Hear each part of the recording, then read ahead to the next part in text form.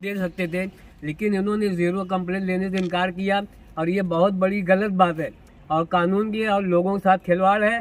इसके लिए एसपी को, कलेक्टर को और महाराष्ट्र शासन को दखल देना चाहिए। गरीबों को यानी सरकार जो होती है, कानून जो होता है वो लोगों की हिफाजत के लिए और लोगों की आसानी के लिए होता है, लोगों को मुसीबत में डालने के लिए, उनके ऊपर अत्याचार करने के लिए नहीं होता है।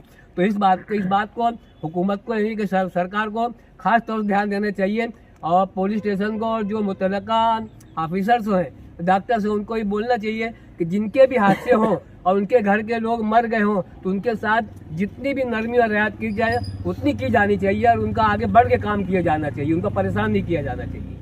कल तकरीबन 5 बजे के करीब में देवला में एक हादसा पेश आया। मालेगांव शहर से कुछ नौजवान बच्चे वेल्डिंग का काम करने वहां पर जाया करते थे। वहां पे एक लड़के को करंट लग गया। तकरीबन 5 बजे के करीब में वहाँ उसको करंट लगा और करंट लगने के बाद वहाँ पे लोकल डॉक्टर को बताया गया तो लोकल डॉक्टर ने उसको कहा कि यार तुम देवला की जो सरकारी हॉस्पिटल है वहाँ लेकर जाओ। ये बंदा था, क्या नाम है आपका? मोहम्मद उस्मान इसका नाम है। तो ये बंदे ने वहाँ पे देवला के हॉस्पिटल में उसको लेकर गया।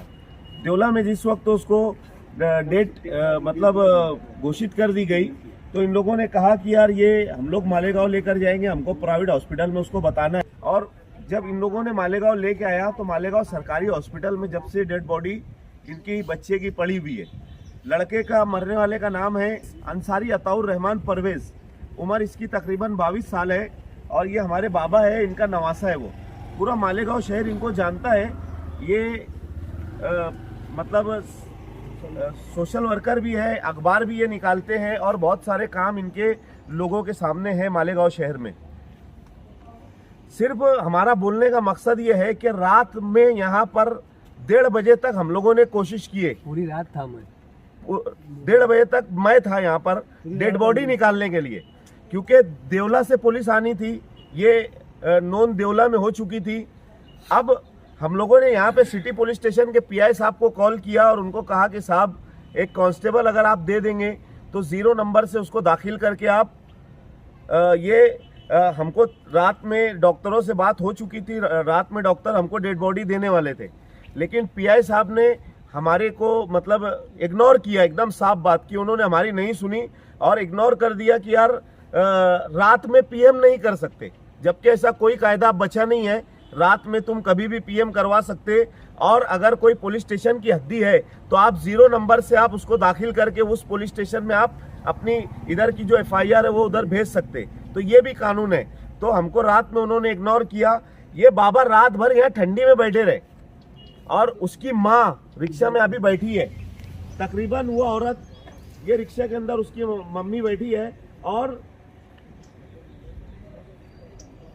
रात भर ये दोनों यहाँ पर रुके रहे। ना माँ यहाँ से जाने का नाम ली, ना उसके नाना यहाँ से गए। हम लोग भी तो यहाँ से 2-3 घंटा जाने के बाद फजर के बाद हम लोग यहाँ से आ गए थे। तो हमारी गुजारिश है पीआई साहब कि अगर मालेगांव शहर में ऐसा कोई भी मामला होता है, ये 2-3 मरतबा हो चुका है ये मामला, 2-3 मरतबा हमने आपसे रिक्वेस्ट करी।